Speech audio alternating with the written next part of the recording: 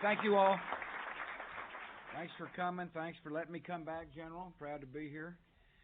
I'm really looking forward to witnessing what is going to be a very uplifting ceremony.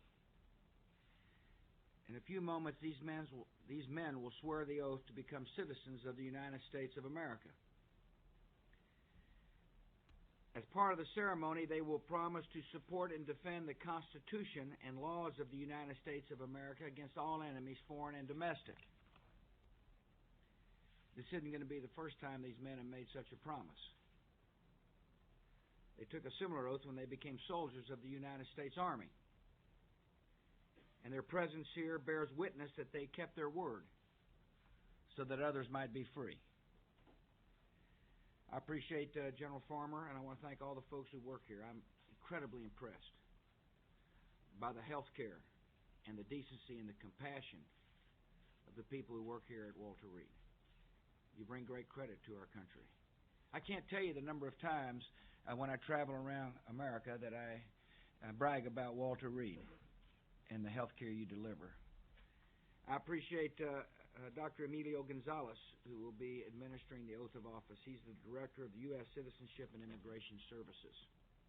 He's the head guy. He came over to deliver the oath. I want to thank Colonel Deal and everybody else. I particularly want to say thanks to the families of these three men. Thank you for joining us today. Through the generations, our nation has remained strong and free because men and women put on our uniform and defend this country and defend our beliefs. The three men we honor today have brought honor to America. Like those who've come before, each of these men chose to protect our country because they love what America stands for. Army Specialist Sergio Lopez had always wanted to join the Army, and in 2003, he volunteered. After basic training, he moved to Fort Hood, Texas, home of the 1st Cavalry Division and the 4th Infantry Division. Specialist Lopez then deployed to Iraq. He put his life on the line each day, driving between observation posts and his unit's forward operating base in the Baghdad area.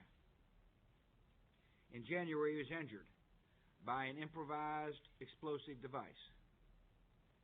Specialist Lopez says that becoming a citizen, quote, represents being acknowledged as having done my duty, having done my part for the country.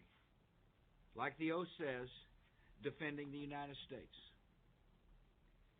Today we honor Army Private First Class Eduardo Leal Cardenas. He was injured when an IED blew up his vehicle in Iraq.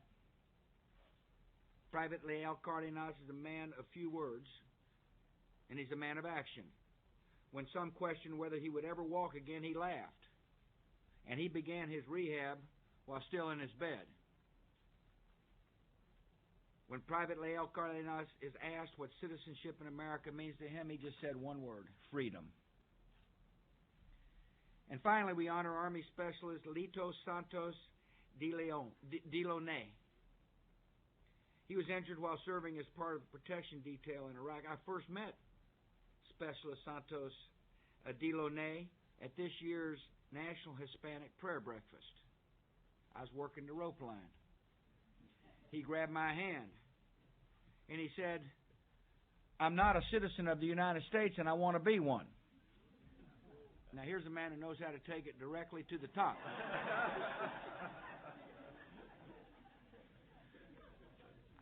I'm proud to be here when he gets sworn in. We are stronger and more dynamic when we welcome new citizens like these. More than 33,000 non-U.S. citizens currently serve in our military. Isn't that interesting? 33,000 people who weren't born here serve in our military. And just like everybody else who wears a uniform, they understand the stakes of what it means to serve in the United States military, particularly after September the 11th, 2001. After that date, I signed an executive order making foreign-born members of our military immediately eligible for U.S. citizenship when they serve on active duty. Made sense to me. somebody's willing to risk their lives for our country, they ought to be full participants in our country. As our nation debates the future of our immigration policies, we must remember the contribution of these good men and all who dream of contributing to this country's future. It says something about our country that people around the world are willing to leave their homes and leave their families and risk everything to come to America. Their talent and hard work and love of freedom have helped make America the leader of the world. And our generation will ensure that America remains a beacon of liberty and the most hopeful society this world has ever known. I believe this country can be a lawful society and a welcoming society at the same time. We're going to enforce our laws, but we'll also honor our proud immigrant heritage. I support a comprehensive immigration reform that will accomplish 5 clear objectives. First, we'll secure our borders. Second, we must create a temporary worker program that provides foreign workers a legal and orderly way to come into the country and do jobs Americans aren't doing. We must hold employers to account for the workers they hire. In other words, it's against the law to hire an illegal immigrant, and we're going to hold employers to account.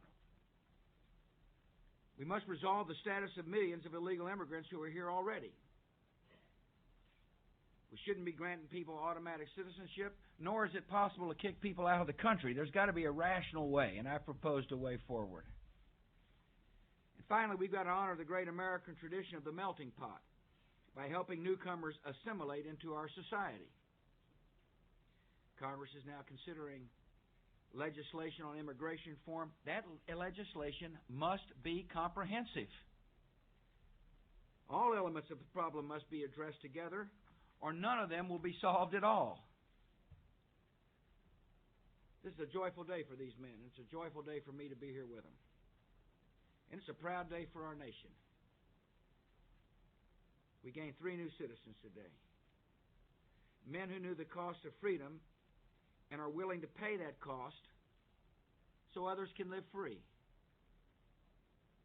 It's a privilege to be their commander-in-chief, and I look forward to calling them fellow citizens.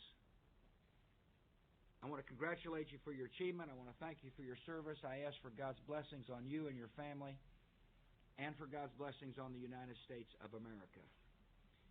And now we'll have the oath of citizenship administered.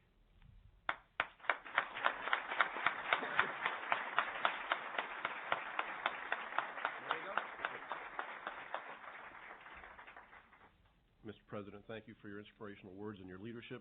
General Freeman, thank you for allowing an old soldier like myself to come back into the Army family. Private First Class Eduardo Leal Cárdenas, Specialist Sergio Lopez, Specialist Noé Santos Diloné. Would you raise your right hand and repeat after me?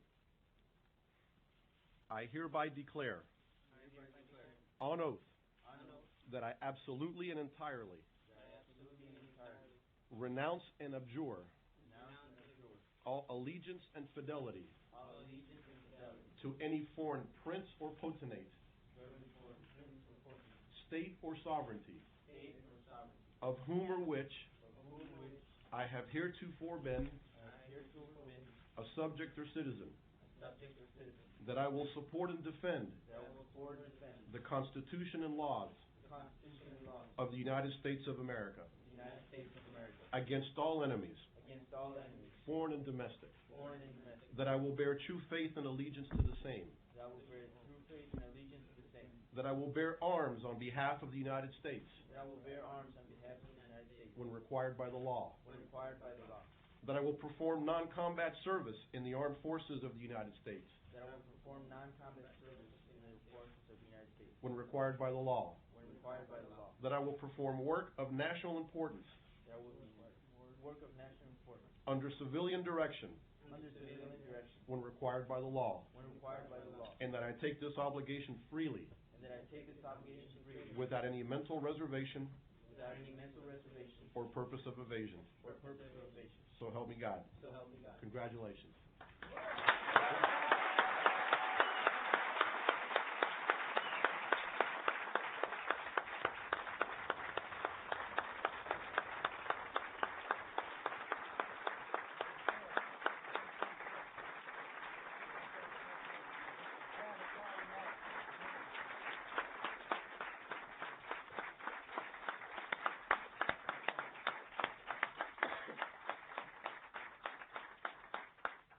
Now, fellow soldiers, ladies and gentlemen, please remain standing and join me as we recite the Pledge of Allegiance.